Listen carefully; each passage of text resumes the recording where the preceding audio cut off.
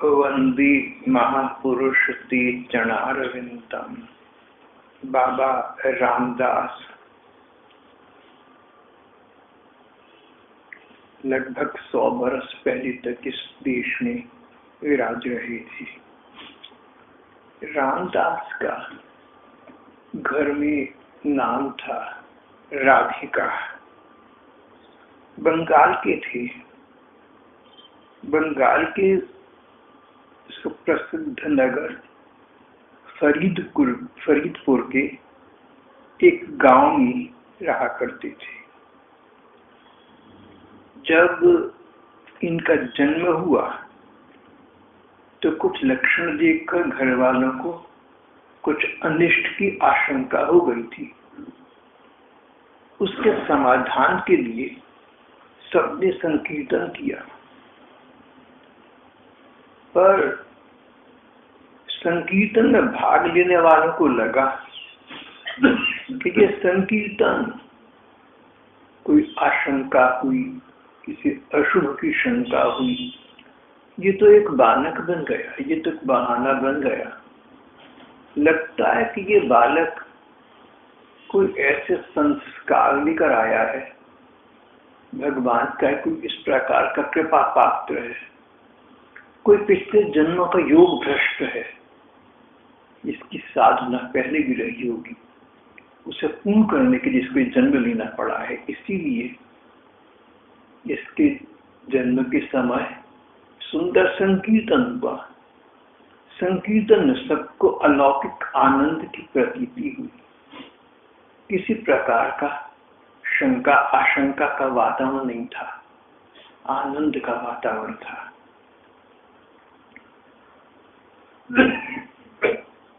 बालक सब प्रकार से सुंदर था। 5 महीने का हुआ तो उसका नाम रखा गया राधिका रंजन। राधिका रंजन मौलिक स्तर पर भगवान कृष्ण का नाम है। रंजन सुख देने वाली, श्री राधिका जी को सुख देने वाले यानी श्री कृष्ण। घर वालों ने नाम रखा राधिका रंजन। राधिका रंजन में अपने छोटे बचपन से ही बड़े भक्तों के लक्षण दिखाई देने लगे। छोटा सा बच्चा था, किसी प्राणी का दुख न देख सकता था। 5 बरस का था। दुर्गा नवमी के दिन दुर्गा जी के मंडप में बकरी की बलि देखकर मूर्छित हो गया, बेहोश हो गया और चिल्लाया, माँ माँ उसे मत ले जाओ, वह रो रहा है। दया की साक्षात मूर्ति था। पशु पक्षी का भी कष्ट सहन नहीं कर पाता था। 5 बरस का बच्चा, इतना कोमल हृदय, इतना करुण सभी के प्रति, जीव मात्र के प्रति। करुणा और सदयता भगवत भक्तों के लक्षण है, सभी महापुरुषों में पाई जाती हैं।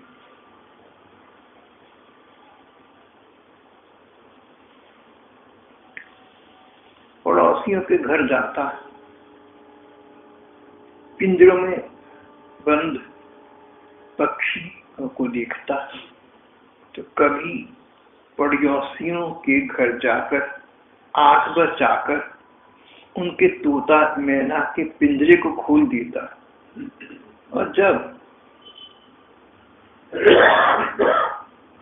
पिंजरे से मुक्त हुए पक्षी आकाश की ओर उड़ जाते, पंख फैलाते उड़ जाते, तो उन्हें देखकर फूला न समाता।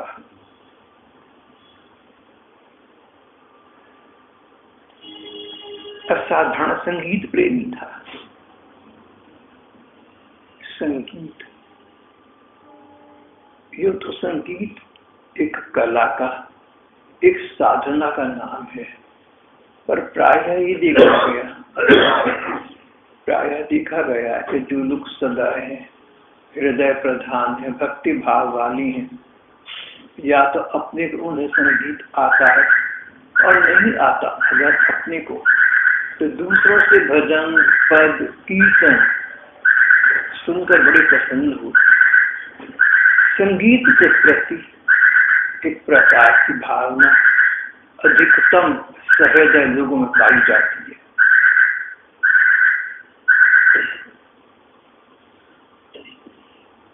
राधिका बड़ा भारी संगीत प्रेमी था और उतना ही असाधारण श्रुतिधर भी था।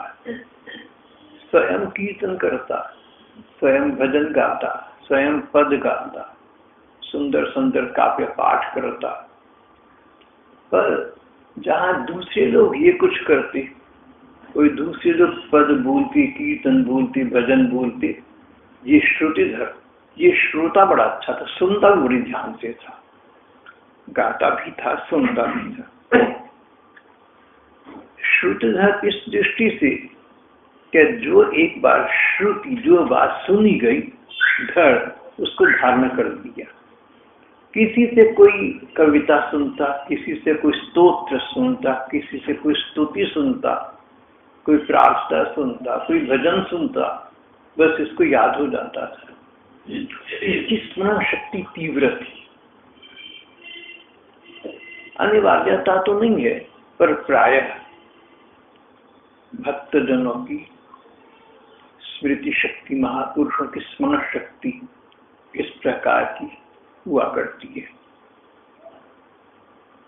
उसके हृदय पर किसी के मुख से सुना कोई भी पद, गीत सदा सदा के लिए अंकित हो जाता।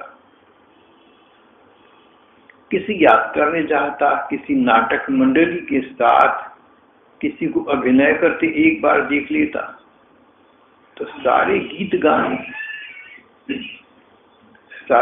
गाने उसी सुर में, उसी ताल में, यहाँ तक किसी भावभंगी के साथ सुनाकर सबको आश्चर्य में डाल देता। कोई रामलीला होती, कोई रासलीला होती, कोई नाटक होता, उसमें जिन पात्रों को ये अभिनय करते देखता, छोटा सा बच्चा उन जैसा अभिनय घर पर आकर बिल्कुल यथावत कर देता, यथारूप कर देता।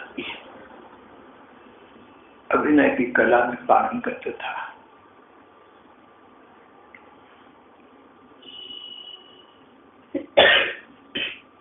संगीत प्रेमी तो था, पर सबसे बड़ा उसका प्रेम श्री राधा कृष्ण के नामों के कीर्तन में था। नाम संकीर्तन में उसकी इतनी अधिक रुचि थी मानो उसका आहार हो।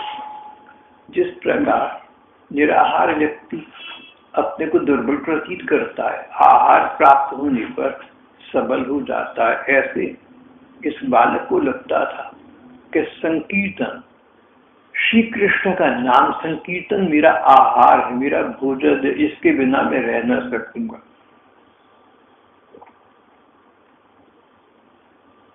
फिर यहाँ तक इस बालक ने आसपास के बच्चों को इकट्ठा किया, उनके साथ कर कीर्तन किया, उनको कीर्तन करना सिखाया।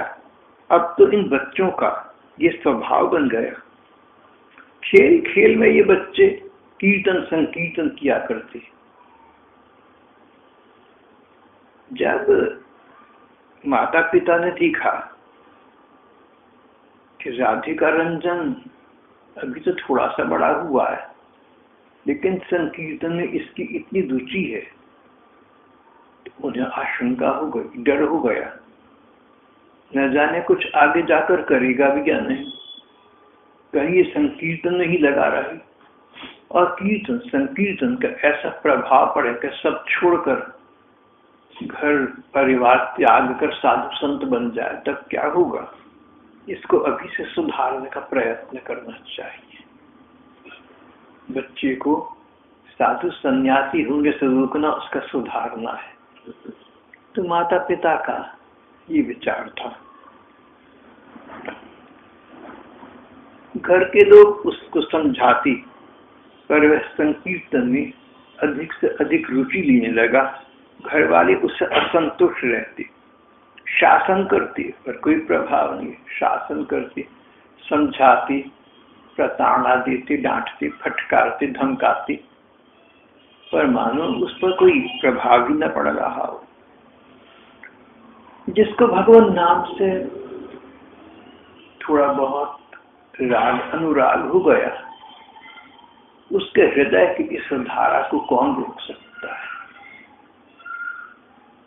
भगवान का नाम लें, भगवान का कीर्तन करें, भगवदीय आयोजन में सक्रिय रुचि लें, कोई बाधा आ जाए तो उस बाधा से कई बार तो भगवान स्वयं हमें मुक्त करते हैं। God helps those who help themselves, ये कहावत तो यहाँ बहुत ही लागू होती है। ऐसे व्यक्ति के भगवान सहायता करते हैं।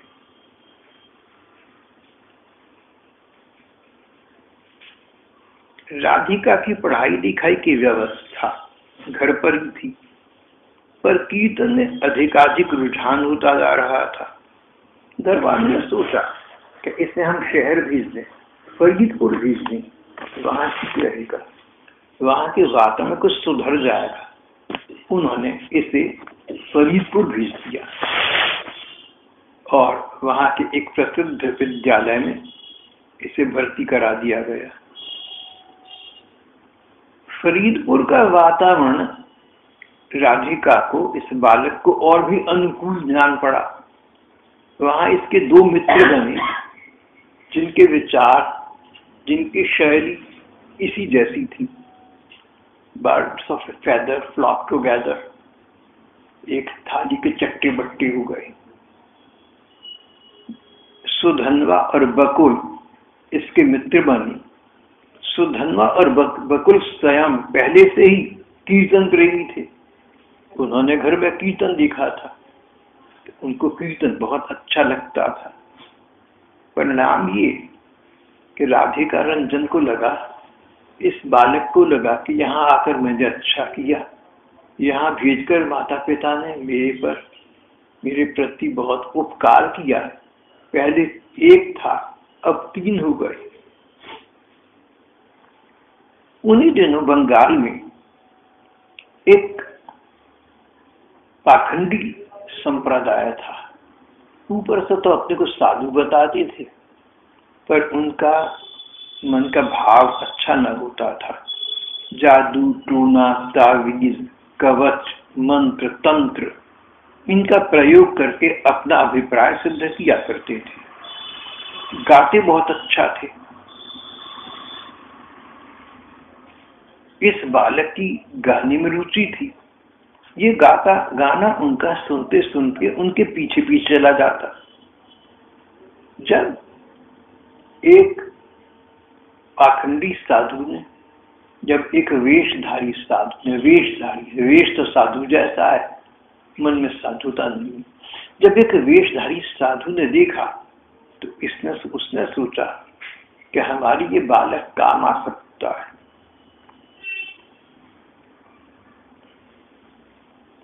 ये लोग,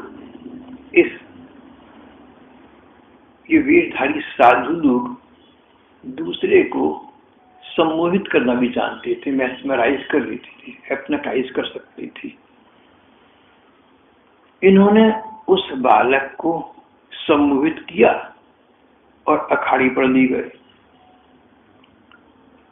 उस बालक को उस समय ये विचार न आया, ये पता न चला कि वो कहाँ और क्यों जा रहा है। वो अपना दिमाग खो बैठा था। मैंने सुना है कि आजकल भी कहीं कहीं ऐसे लोग घूमते हैं जो किसी पर ऐसा पता नहीं कैसे जादू सा डालते हैं कि बात उनकी अच्छी न होने पर भी व्यक्ति मान जाता है। एक पति पत्नी जा रहे थे, यानी कि हमारे, और थोड़े से पैसे उनके पास थे या आभूषण थे, तो उनको ऐसा वेशधारी मिल गया और सम्मोहित करके उनको अपने साथ ले चला। बाद में उन्होंने कहा हमें पता नहीं क्या हो गया था, साथ साथ चलते गए और उसने जो रुपया पैसा था उनका ले लिया, फिर बाद में पेट खोला। ऐसी घटनाएं अनेक शहरों में अनेक सुनाई पड़ती रहती। हिप्नोटाइज करना, हिप्नोटिज्म या मेस्मरिज्म एक विज्ञान का नाम है। इसका प्रयोग उचित दिशा में किया जाए तो बहुत अच्छा विज्ञान है। पर कठिनाई ये कि ऐसा युग आ गया कि अच्छी अच्छी विद्याओं का प्रयोग लोग अपने स्वार्थ सिद्धि के लिए करने लगे। और ये तो वेशधारी साधु थे, उस लड़के को अपने साथ ले गए। दूसरे दिन सुबह को उसे होश आया, चारों ओर भिक्षुकों को देखा, भिक्षुणियों को देखा, साधुओं को देखा और उनकी गतिविधि देखी, उनके क्रियाकलाप देखे, उसे भय सा लगा। उधर उनके सरदार ने जान लिया कि लड़का किसी अच्छे घर का है। उससे थोड़ी सी बातचीत की तो पता चल गया कि किसी अच्छे घर का लड़का है और वो लोग अवश्य ही पुलिस से छापा पड़वाएंगे तो ये लड़का बरामद होगा। तो इसको वापस कर देना ही उचित है। पुलिस खोज करके इन पर छापा मार सकती है। इसलिए उसी वेशधारी साधु ने जो लड़के को लाया था बेहोश करके, उसके घर से बहुत दूर एक जगह छोड़ दिया। बालक को फिर होश आया, तब उसने अपने को अपने घर पर पाया। उसके बिस्तर के चारों ओर माता पिता भाई बंधु चिंतित अवस्था में बैठे थे कि ये रात भर लड़का नहीं आया, तो उसको खोज की कहीं पड़ा हुआ मिल गया। बेहोश मिला, घर वाली चिंता में थी। घर वालों ने उसकी ये अवस्था देखी, लेकिन उस समय कुछ ना कहा। पिता को चिंता हो गई कि जब नाम संकीर्तन के आवेश में इस प्रकार की स्थिति हो सकती है, आगे इससे अधिक बिगाड़ वाली स्थिति भी हो सकती है। न जाने नाम में, कीर्तन में उसका आवेश उस बच्चे को कब कहाँ ले जाए।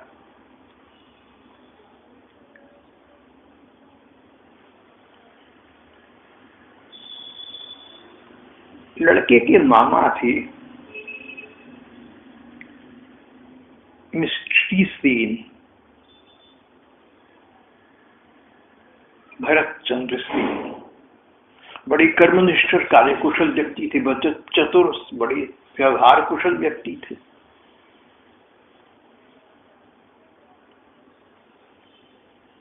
उन्होंने कहा, यदि ये लड़का मेरे पास होता तो मैंने इसका कीर्तन पूजा पाठ का भूत कभी का उतार दिया होता।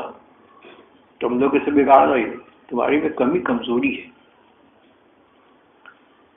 पिता ने और कोई उपाय न देखकर राधिका को उनके सुपुर्द करने का निश्चय कर लिया और पास के गांव में जहां मामा जी रहते थे, उसको बच्चे को मामा जी के पास भेज दिया। वहां नए गांव में जाकर राधिका मामा की डर के मारे मुंह बांधे रहता। मामा जी ने मार्ग में उसे फटकार दिया कि देखो, ये तुम्हारे माता पिता का घर नहीं है जो तुम्हें प्यार में बिगाड़ेंगे, हम तो डंडे से काम लेते हैं। हमारा सीधा तरीका है, spare the rod and spoil the child. जिस बच्चे को बचपन में ही शासन में अनुशासन नहीं रखा जाए, चाहे डंडी लगानी पड़े, पिटाई हो जाए, तो तुम्हारी पिटाई तो वहां अक्सर होगी। इसलिए तुमने वही करना है जो हम कहेंगे और हमारी मर्जी के खिलाफ तुम्हें एक अक्षर बोलना भी नहीं है। बालक घबरा गया। मामा यदि घर पर न होते तो उसके गाने की प्यास सक्रिय हो जाती। चारों ओर देखता मामा जी चले गए, तब गा लेता। कभी कभी घर के बाहर किसी निर्जन स्थान में या बैरागियों का अखाड़े में जाकर उनके साथ कीर्तन करके अपनी भूख मिटाता। ये लुका छिपी अधिक दिन चली नहीं। मामा जी को पता चल गया। उन्होंने कहा, आज से तुम्हारा घर से निकलना बंद, तुम यही बंद रहोगे, हाउस डिटेंशन। अब तुम यही बंदी बनकर रहोगे। तुम्हारी पहली छोटी सी सजा ये है, इसके बाद और भी होगी। अब तो लड़का और भी डर गया, उसका घर से निकलना बंद हो गया। फिर देखा कि अकेला होने पर घर में वो भजन पद गुनगुनाने लगता है। अरे ये तो बीमारी वही रही, इसको जड़मूल से समाप्त करना है। मामा जी ने कहा, स्कूल के पाठ्यक्रम के सिलेबस के अतिरिक्त और बहुत से व्याकरण के सूत्र याद करने को कह दिया, व्याकरण के नियम याद करने को कहा। बेचारा राधिका, हर समय गाने का स्वभाव था, अब हर समय सूत्र रटता रहता, संस्कृत व्याकरण के ग्रामर के रूल याद करता रहता। संस्कृत का व्याकरण, मुझे पता नहीं कि विद्वानों का क्या कहना है, लेकिन बड़ा मुझे कठिन लगा। मैंने थोड़ा सा संस्कृत का अपने विद्यार्थी जीवन में अध्ययन किया, मुझे बड़ा कठिन लगा, बड़ा कठिन लगा संस्कृत के व्याकरण। और संस्कृत के व्याकरण के विषय में एक प्रसिद्ध विज्ञप्ति ये है, there are more exceptions than rules in Sanskrit grammar. Sanskrit व्याकरण में एक नियम बता दिया, ऐसा होगा, आगे कहाँ कहाँ वैसा नहीं होगा, अपवाद, एक्सेप्शन। नियम कम है, उनके अपवाद ज्यादा हैं, वो याद कैसे रहेंगे। और लोग कहते हैं कि संस्कृत आसान है, मार्क्स फेचिंग है, जिन लड़कों को कुछ पता नहीं कि बुरा ना मान जाना, आता जाता नहीं, ना लाया है, दिमाग नहीं है, संस्कृत दिलवा दो, टट्टा लगा कर आगे निकल जाएंगे। मैं ग्रामर में 50 में से 48 में पढ़ा। आपकी अच्छा जी। अच्छा, रट्टा लगा के ये कहा गया है कि रट्टाफिकेशन।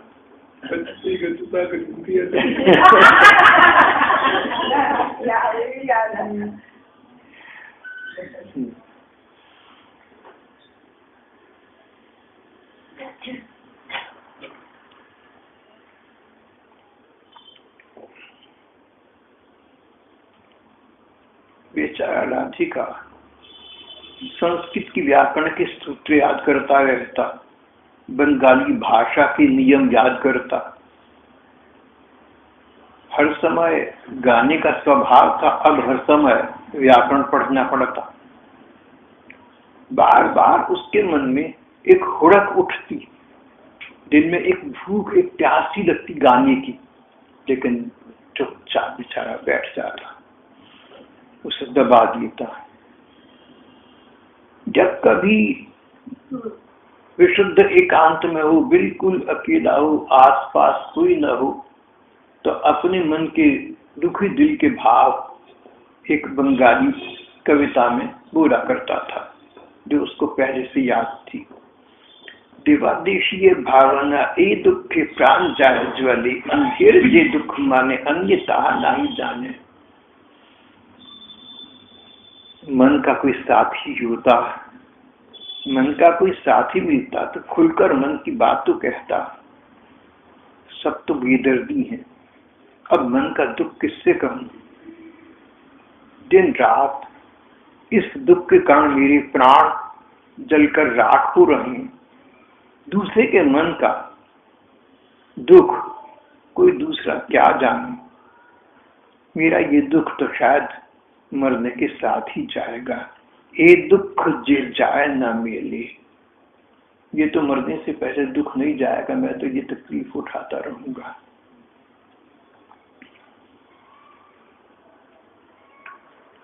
और देखिए विडंबना, जिस समय बालक ये गीत गा रहा था उसी समय अचानक मामा जी घर में आ गए। आज जल्दी आ गए, रूस के पेट। तो दूसरे के मन का दुख कौन समझता है, कौन बेदर्दी। आजकल तो सब बेदर्दी है, उनको लगा कि मुझे कह रहा है, बड़ा बुरा लगा।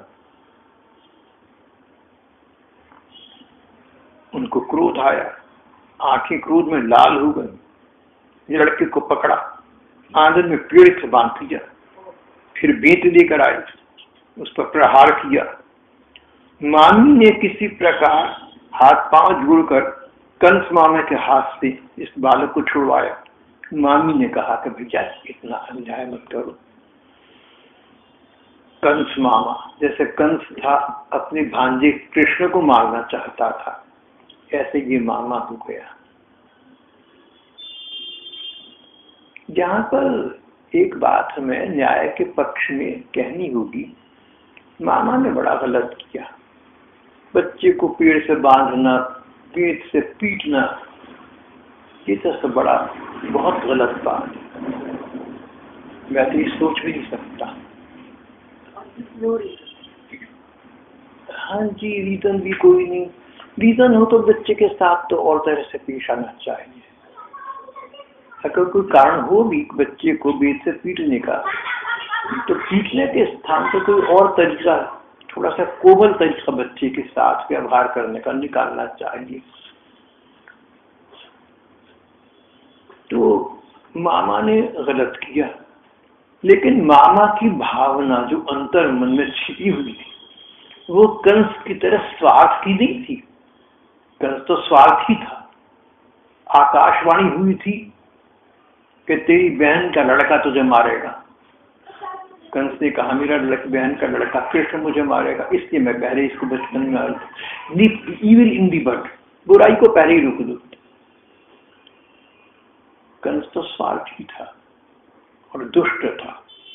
मामा जी दुष्ट तो नहीं थे, लेकिन व्यवहार कुशल थे, और उन्होंने अपने मन में ऐसा समझा कि मैं अपनी बहन के लड़के को डंडा मारकर पीटकर जैसे भी वो पढ़ा लिखा कर बड़ा करूंगा तो इसका भविष्य उज्जवल हो जाएगा।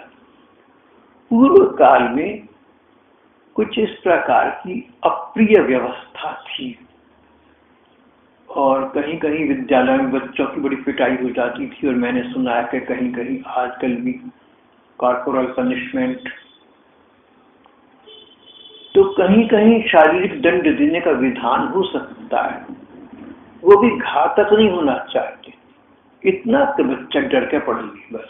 इससे अधिक मेरे विचार से हो, आप लोगों को जो इस लाइन में होंगे ज्यादा पता है। वृक्ष से बांध दिया, बीत लाई, उस पर प्रहार किया। मामी ने अनुनय विनय कर कंस मामा के हाथ से उस दिन राधिका को छुटकारा दिलवाया। उस दिन से तो मामा जी राधिका की ये बुरी आदत छुड़वाने के लिए, बुरी आदत कीर्तन करना, भगवान के भजन गाना, पद गाना, इसका सुधारण करके मानेंगे। इसकी बुरी आदत वरना जाएगी। मामा जी का ऐसा विचार था।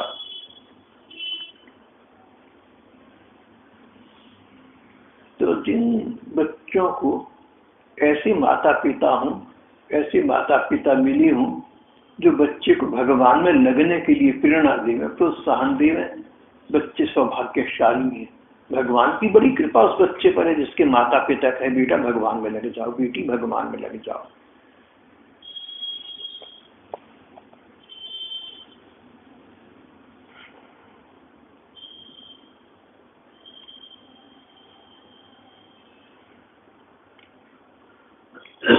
अब तो मामा भांजी का रिश्ता ऐसा बन गया जैसे राक्षस हिरण्यकशिपु का अपने बेटे प्रहलाद के साथ।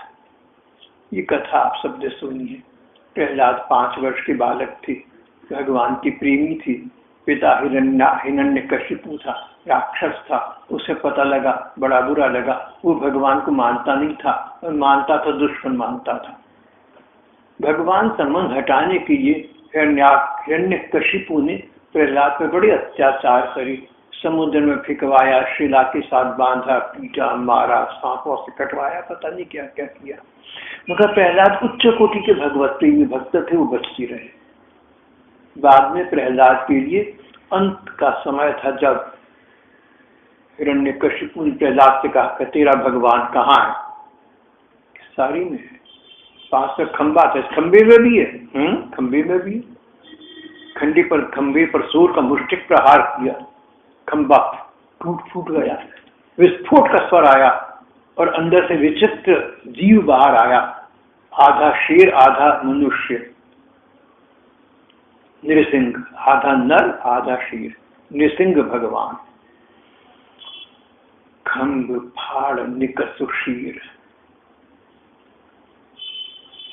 यहाँ पर लेखक कहते हैं कि जिस प्रकार बाप होने के बावजूद हिरण्यकशिपु ने अपने भक्त बेटे प्रहलाद पर अत्याचार बहुत किए, नृशंसता निर्दयता के साथ की, उसका शत्रु बन गया। इसी प्रकार ये मामा इस बालक का शत्रु बन गया। और जिस प्रकार प्रहलाद ने अपने पिता के इतने दुष्टताओं को, दंडों को, इन सबको झेला और पिता का फिर भी आदर रखा। सबसे बाद में भगवान ने कहा, वर मान बेटा, जो तू कहेगा सो करूंगा। बोले मेरे पिताजी को किसी कुकर्म का फल ना मिले, उनको सदगति प्राप्त हो। ऐसे भी बेटे होते हैं, अच्छे अच्छे होते हैं। लेखक कहते हैं कि हिरण्यकशिपु और प्रहलाद वाला संबंध यहाँ मामा का और इस बालक का बन गया। मामा इसे दंड पर दंड देता गया, दिन दिन भर पेड़ से बांधे रखा, कई कई दिन खाने को नहीं दिया, ठंड के मौसम में सुबह सुबह ठंडे पानी में डुबो कर रखा, पर बालक पर कोई प्रभाव न पड़ा। प्रहलाद की भांति सहन कर लिया और फिर भी बड़ों का आदर रखा।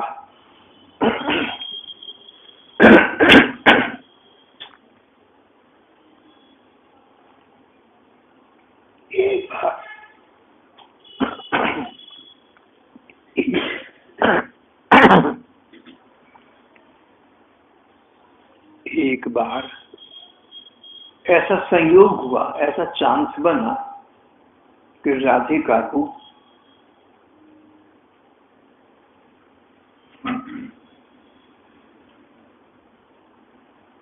फिर अपने वापस माता पिता के घर जाना पड़ा।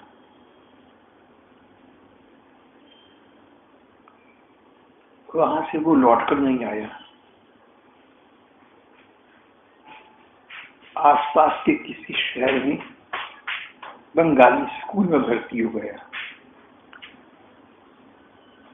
राधिका की उम्र 8 बरस की हो गई। प्रहलाद 5 बरस के थे, ये अब 8 वर्ष का हो गया। 13 वर्ष का एक अन्य बालक इसे मिला। इसको लोग जगत बंधु कहते थे। जगत बंधु का यहाँ पर प्रसंग हो चुका है। जगत बंधु का नाम जगत का बंधु, दुनिया का भला करने वाला रिश्तेदार। जगत बंधु का ये नाम पड़ा ही इससे थे कि बचपन से सबका बंधु था, सबका हितैषी था, भगवान का बड़ा भक्त था। बाद में जाकर जगत बंधु का नाम बहुत उच्च संतों में आया। राधिका 8 वर्ष का था, जगत बंधु 13 वर्ष की थी। इन दोनों का मिलना हुआ। राधिका को लगा कि अब मुझे ठीक मित्र मिल गया।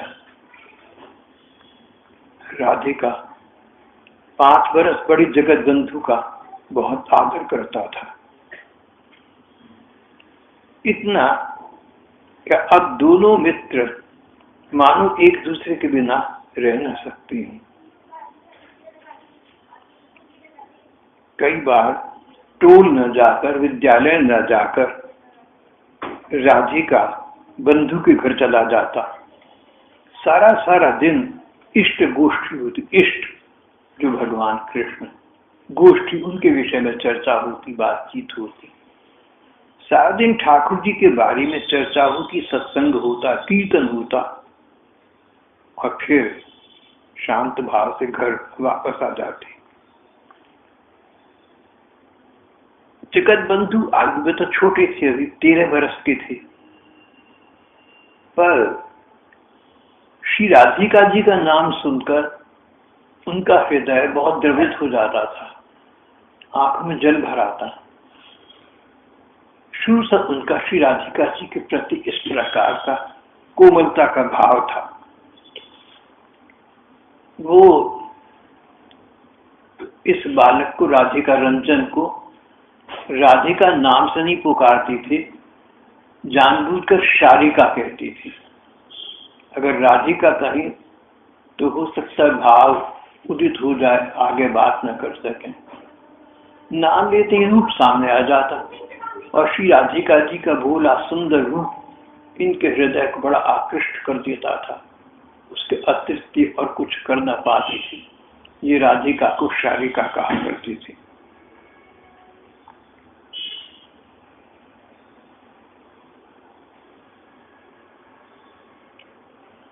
जब राधिका 15 बरस का हुआ और जगत बंधु 20 बरस के हुए तो एक घटना घटी। हिंदू जाति में नीच माने जाने वाले कुछ लोगों को ईसाइयों ने उनकी इस स्थिति से लाभ उठाकर ईसाई बनाना चाहा। पादरियों ने इन लोगों को समझाया कि तुम हिंदू हो तो क्या हुआ, तुम्हें आदर प्राप्त नहीं है, तुम्हें गुलामी प्राप्त है। ईसाई मत में सब बराबर है, तुम ईसाई हो जाओ, हम तुम्हारी हर प्रकार से सहायता करेंगे, समाज में तुम्हारा आदर होगा। इन दोनों बच्चों ने न जाने कहां से अन्य अपनी साथ के विद्यार्थियों का एक समुदाय तैयार किया और सब मिलकर इन हिंदुओं के सामने जो नीच जाति के माने जाते थे, ईसाई मत ग्रहण करने वाले थे, कीर्तन किया। कीर्तन सुनकर उन लोगों पर बड़ा गहरा प्रभाव पड़ा और उन्होंने कहा कि हम इतने प्यारे अच्छे हिंदू धर्म को छोड़कर भला ईसाई बनना चाहते हैं। अगर हमारा समाज में आदर नहीं है तो क्या हुआ, हिंदुओं का भगवान तो हमारा भगवान भी है, वो तो जगन्नाथ है, सारे जगत के नाथ हैं। उन्होंने ईसाई मत ग्रहण करने से ही अस्वीकार कर दिया, मन बदल दिया। इस घटना के बाद जगत बंधु और राधिका रंजन दोनों का बड़ा नाम हो गया। घर के लोगों ने सोचा कि राधिका अब तो बिल्कुल ही हाथ से निकल गया। उनकी अवहेलना करके सड़क पर रास्ता गाता है, इसे जगत बंधु से अलग करना चाहिए, कहीं फरीदपुर से बाहर भेज देते हैं। उन्होंने जहां बड़ा बेटा था वीरेश्वर, उसके पास दूसरे गांव में भेज दिया। वहां के विद्यालय में ये संस्कृत पढ़ने लगा। बड़े भाई के गांव में वातावरण सब प्रकार का ठीक था, पर जगत बंधु का विरह उसे सहन न हुआ। किसी से बात न करता, चुप चुप रहता, उदास रहता, खाने पीने में रुचि न रही। उसकी ऐसी दुर्दशा देखकर बड़े भैया ने चिंता की। बोले, राधिका भैया तुझे कुछ कष्ट है बेटा यहाँ पर? बोले, नहीं कष्ट तो नहीं है, लेकिन हाँ दिल नहीं लगा। यहाँ का वातावरण, यहाँ का जलवायु, यहाँ का क्लाइमेट, यहाँ का आबो हवा मुझे सूट नहीं करी। पानी माफिक नहीं आया, हवा माफिक नहीं आई। जलवायु का स्वास्थ्य पर प्रभाव पड़ता है और स्वास्थ्य पर प्रभाव पड़ने से मानसिकता पर भी प्रभाव पड़ सकता है। चंद्रमा पर जलवायु नहीं है, दोनों ही नहीं है, न जल न वायु। अगर चंद्रमा पर आप कोई चीज हाथ से छोड़ दें तो वो नीचे नहीं गिरेगी, जहां खड़ी है खड़ी रहेगी।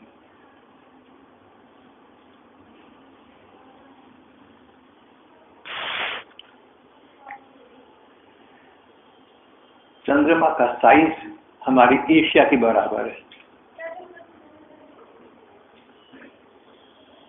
बहुत बड़ी बड़ी पहाड़ हैं, काली काली। जमीन से देखने पर हमें लगता है कि काली माँ है, सचमुच वो पहाड़ है।